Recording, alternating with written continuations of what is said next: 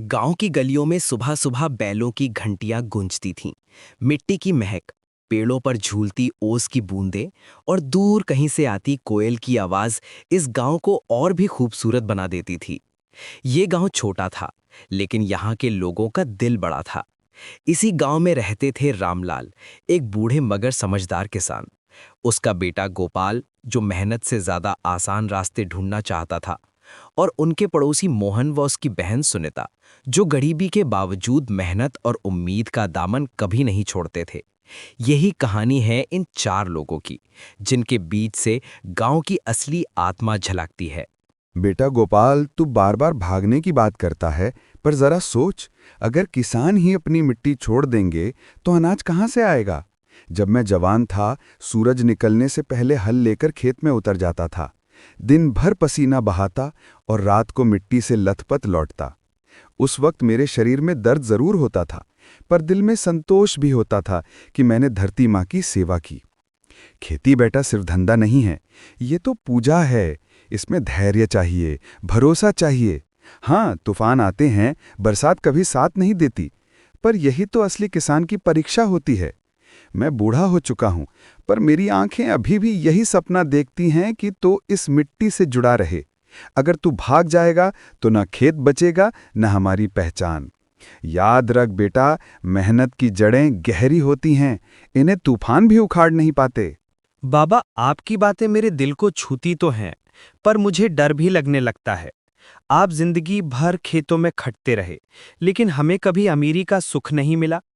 गांव के लोग आपको मेहनती किसान कहते हैं, पर साथ ही ये भी कहते हैं कि आपकी मेहनत ने आपको गरीबी से कभी बाहर नहीं निकाला। बाबा, मैं जब भी गांव के बाहर से आए लोगों को देखता हूं, जिनके पास पक्के मकान हैं, अच्छे कपड़े हैं, तो दिल में सवाल उठता है कि आखिर हम क्यों पीछे रह गए। क्या सिर्फ मिट्टी से चिपक कर रहना ही हमारा भविष्य है? कभी कभी लगता है कि शहर जाना ही सही होगा।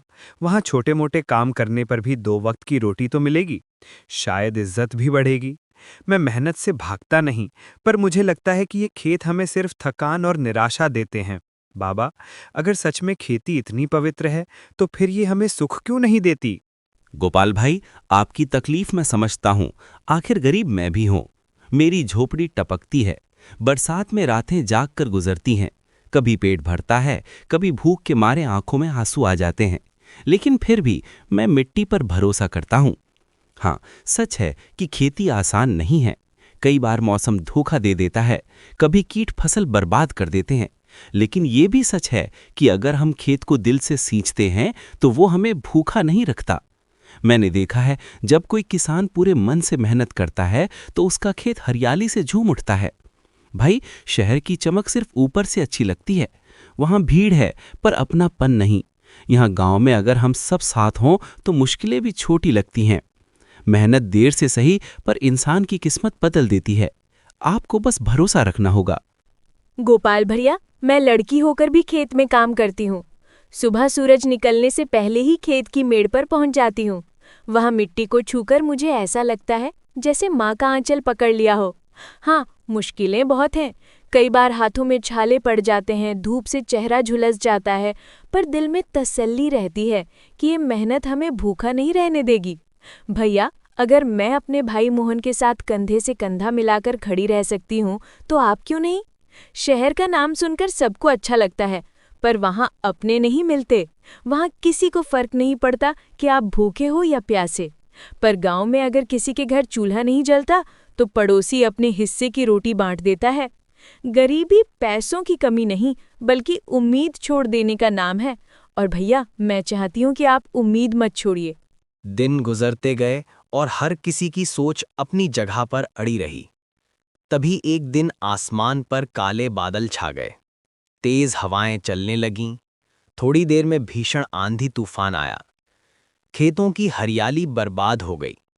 रामलाल और गोपाल की सारी मेहनत पानी में बह गई। गोपाल का गुस्सा और निराशा फूट पड़ी।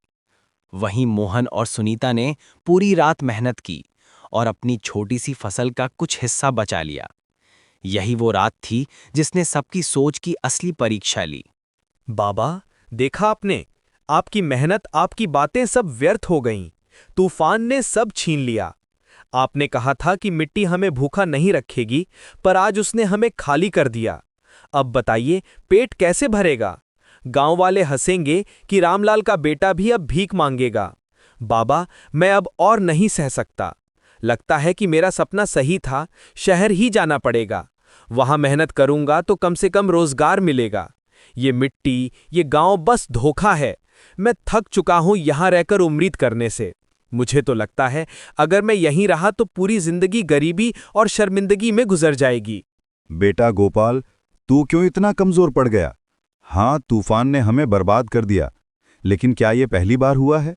मेरी जवानी से लेकर अब तक मैंने दर्जनों बार फसल बर्बाद होते देखी है, लेकिन हर बार मैंने हार नहीं मानी।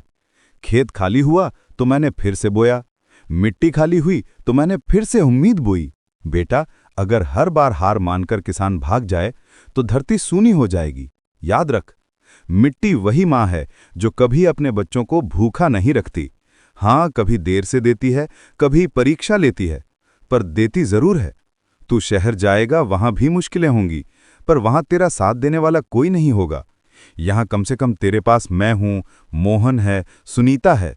मिलकर हम फिर से खड़े हो सकते हैं। बेटा, हारना आसान है, पर डटकर खड़ा होना ही असली इंसानियत है। गोपाल भाई, मैं जानता हूं आप टूट गए हैं, लेकिन देखिए, मैंने और सुनीता ने पूरी रात मेहनत की और कुछ अनाज बचा लिया। ये हमारा नहीं, सबका है। आप भी आ जाइए, हम सब मिलकर इसे बांट लेंगे।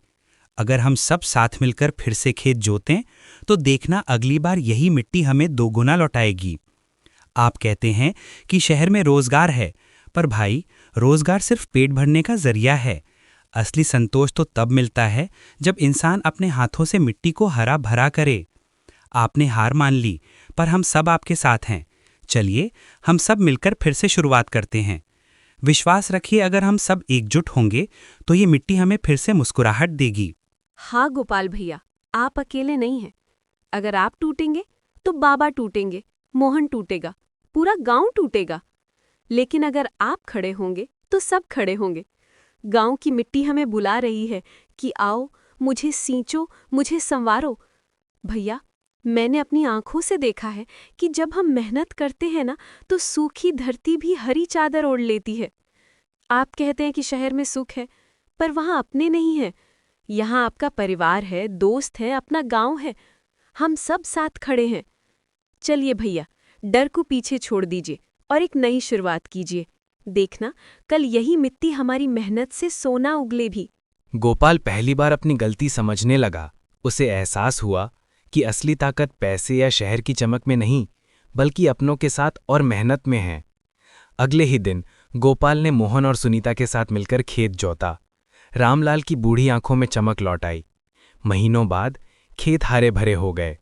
फसल जब झूमी तो गांव में ढोल नगाड़े बजे। सबने मिलकर फसल का त्योहार मनाया। गांव के हर घर में चूल्हा जला और खुशी का माहौल छा गया।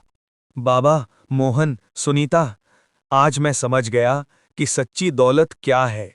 शहर की चमक दमक झूठी है। असली सुख तो इसी मिट्टी की खुशबू में है, इसी गांव के अपनापे में है।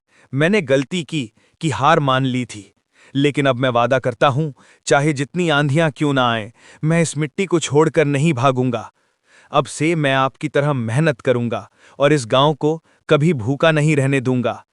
दोस्तों, यही है उस छोटे से गांव की कहानी जिसने हमें सिखाया कि मेहनत और एकता से बड़ी कोई ताकत नहीं होती। मुसीबतें आती हैं, आंधियां खेत उजाड़ देती हैं, पर अगर इंसान टूटे नहीं और साथ निभाए तो हर बंजर जमीन भी हरियाली में बदल जाती है। याद रखिए, असली दौलत खेतों की हरियाली और